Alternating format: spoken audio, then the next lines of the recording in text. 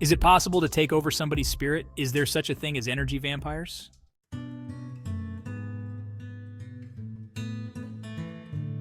The spirit, or perhaps it's better to call it life force or prana, cannot be stolen or possessed, as it's not like a wallet. It's inherently attached to a specific being as they enter earthly life. When a person's human existence ends, their prana or life force returns to the universal energy field, similar to how water from a river always flows back to the ocean or sea.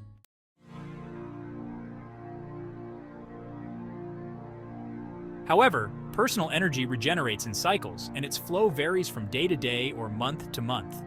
For example, lack of sleep or consuming energy-draining foods can make you feel tired, akin to withdrawing from your virtual energy bank account, which continually experiences deposits and withdrawals. This happens constantly, with microcycles lasting as briefly as a minute, and macrocycles for a human extending up to 18 years. The energy, as it exists at its core, is alive and ever-changing, providing life and nourishment.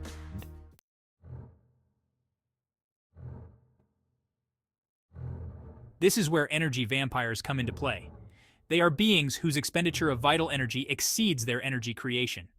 Essentially, they are energetically bankrupt due to poor spending habits, yet they wish to persist by acquiring energy from others. They function similarly to leeches. Energy vampires often drain the energy of others unconsciously, unaware of their actions.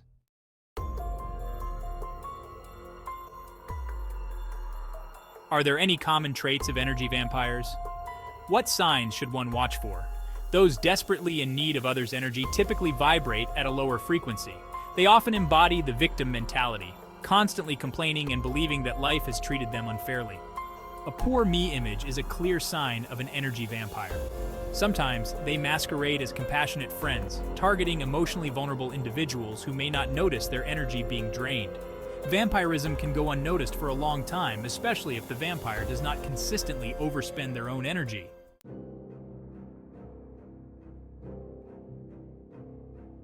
In the myth of Dracula, whenever one is bitten and drained, they become a vampire themselves. Is this analogous to emotional vampirism? First and foremost, although the terms energy vampire and emotional vampire are often used interchangeably in your culture, they are not the same. Emotional vampires are just a type or a subgroup of energy vampires. Emotional vampires feed off human emotions. In fact, many beings, even those from non-physical realms like earthbound spirits and elementals, feed off human emotions. Humans, as the powerhouses of the universe, generate emotions, creating an immediate energy sphere around Earth. If you could see it, this sphere would resemble a multicolored, glowing layer around the planet.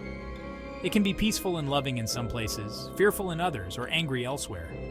People continuously emit emotions, and there is potent energy within them. Humans feed off each other's emotions, and emotional exchanges create bonds, relationships, and interactions. This is inherent to human design. Of course, group energy has a more powerful impact than individual energy, and it should be used carefully, as negative energy can be highly destructive. Energy vampires, on the other hand, do not solely rely on emotions for energy. They can use other gateways, such as sexual acts, especially those involving penetration, which grant direct access to significant energy reserves. No wonder that sex addicts are often energy vampires in disguise. Orgasms result in a massive energy release, which can be absorbed by everyone involved in the act.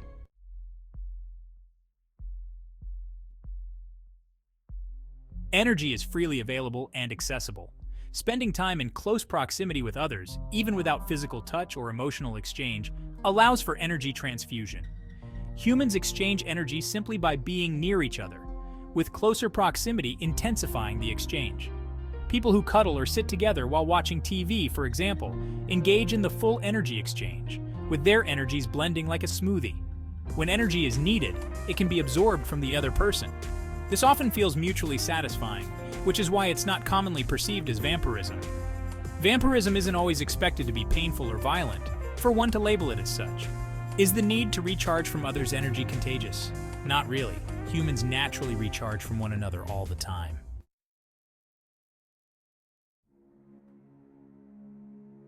Is there any way to make oneself less compatible with energy vampires?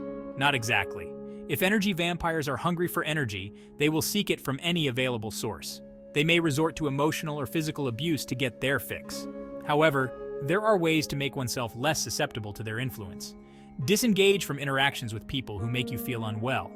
If you notice that each time you engage with a specific person, whether in person or over the phone, you begin to feel physically weak or experience aches and pains, it's essential to pay attention to these physical sensations.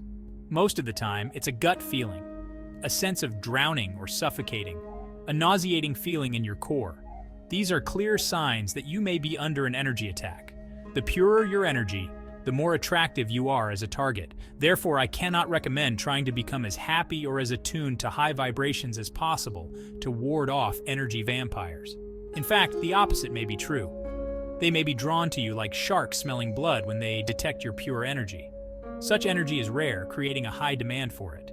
Be selective about the company you keep, and if being around certain people consistently brings you down, leaving you emotionally, mentally, or physically exhausted, take it as a red flag.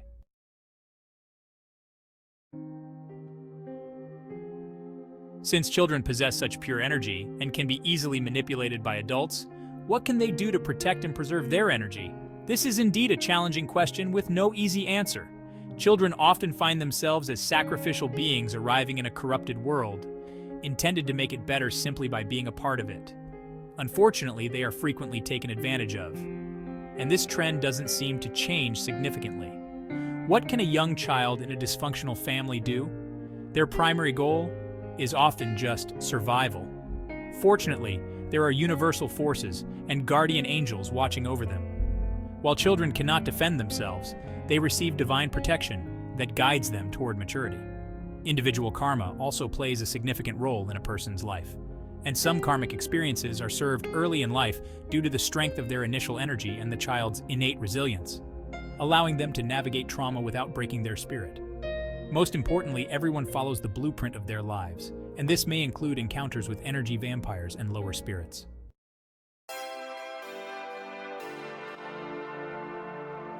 Does the principle of what does not kill you makes you stronger apply here? Yes, that principle is universal. Humans face dilemmas and must choose either to tap into their own infinite power or to give up and succumb.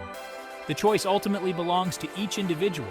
People must stop perceiving themselves as helpless and fragile and instead recognize who they truly are: gods.